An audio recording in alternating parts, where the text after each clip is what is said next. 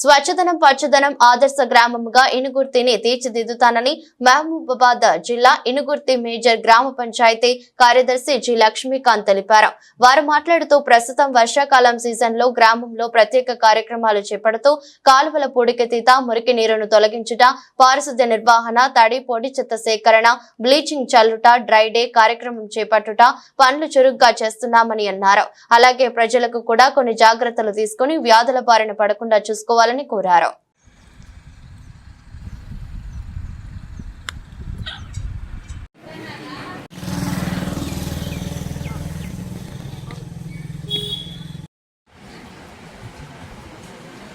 నా పేరు గోపు లక్ష్మీకాంత్ అండి. నేను ఇనుగుర్తి గ్రామ పంచాయతీ కార్యదర్శిగా గత 20 రోజులుగా ఛార్జ్ తీసుకోవడం జరిగిందండి. ఛార్జ్ తీసుకున్నాక నా విధులు నిర్వర్తిస్తున్నానండి.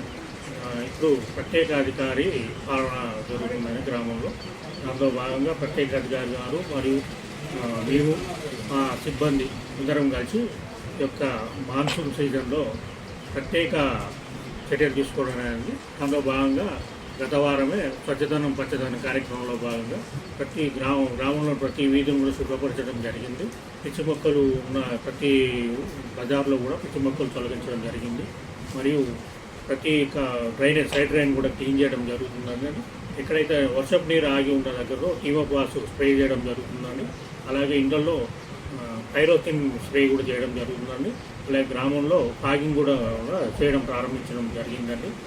దీంట్లో ముఖ్యంగా భాగంగా ఇప్పుడు ఈ యొక్క సీజన్లో, వర్షాకాల సీజన్లో ప్రతి ఒక్కరు కూడా పర్సనల్ అంటే వ్యక్తిగత పరిశుభ్రతను పాటించడానికి గ్రామ పంచాయతీ తరఫున కోరుతున్నామండి. ఎందుకంటే మనం చుట్టూ ఉన్న అపరిశుభ్రమైన పరిస్థితుల కారణంతోనే మనకు ఈ యొక్క సీజనల్ వ్యాధులు అనేవి వచ్చడం జరుగుతుందండి. మెడికల్ సిబ్బందితో కూడా మేము ప్రతి వారంలో 2 రోజులు, మంగళవారం రోజు మరియు శుక్రవారం రోజు డ్రై డే కూడా నిర్వర్తించడం జరుగుతుంది. ప్రతి ఒక్క ఇంటికి వెళ్ళి ఆ ఇంటికి వ్యక్తిగత పరిశుభ్రత ఎలా పాటించాలో వాళ్ళకి చెబుతూ డ్రై డే పై అవగాహన కల్పించడం జరుగుతుందండి. అలాగే గ్రామంలో ప్రతి బజార్లో కూడా ఇక్కడ కూడా వర్షపు నీరు నిలవకుండా మట్టి పోయించడం కూడా జరుగుతుందండి. పిచ్చి మొక్కలు కూడా ప్రతి చోట ఉన్న పిచ్చి మొక్కలు తొలగించడం జరుగుతుందండి. అలాగే హై స్కూల్లో కానీ, పిల్లలు చదివే ప్రభుత్వ పాఠశాలలో కానీ, అలాగే ఇక్కడ మనకు TJWRS హాస్టల్ కూడా ఉంటుందండి, రెసిడెన్షియల్ స్కూల్ కూడా ఉంటుందండి. దాంట్లో కూడా మనము రెగ్యులర్గా ఈ డీమోపాస్ కానీ, వైరోసిన్ కానీ దోమల నివారణకు స్ప్రే చేయించడం జరుగుతుందండి. అలాగే గ్రామంలో కూడా అందరికీ అవగాహన కల్పించడం జరుగుతుంది. గ్రామ పెద్దలను, ఇతర ముఖ్యులను కూడా కలిసి గ్రామంలో వ్యక్తిగత పరిశుభ్రతను పాటించడానికి కోరడం జరుగుతుంది.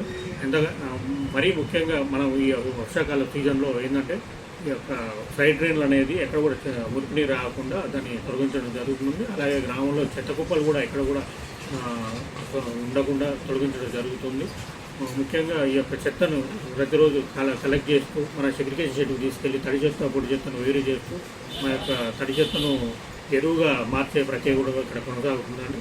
అలాగే పొడి చెత్త అంటే ప్లాస్టిక్ బాటిళ్ళు కానీ, సీసాలకు సంబంధించినవి కానీ అవి సపరేట్ చేసి చేయడం జరుగుతుందండి. ఈ కార్యక్రమం కంటిన్యూగా ప్రతిరోజు కూడా మేము కొనసాగించడం జరుగుతుంది.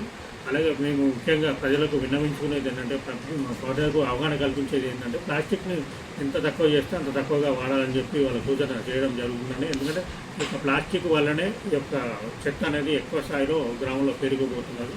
కాబట్టి దానిలో నివారణలో భాగంగా ప్లాస్టిక్ను పక్కకు పెట్టి మనకు ఒక ఇంటి నుంచి బయటకు వెళ్ళేటప్పుడే, దుకాణానికి వెళ్ళేటప్పుడు కానీ, కూరగాయలకు వెళ్ళేటప్పుడు కానీ ఒక కాటన్ బ్యాగ్ తీసుకెళ్ళడం కానీ సూచించడం జరుగుతుంది గ్రామ ప్రజలకు కూడా.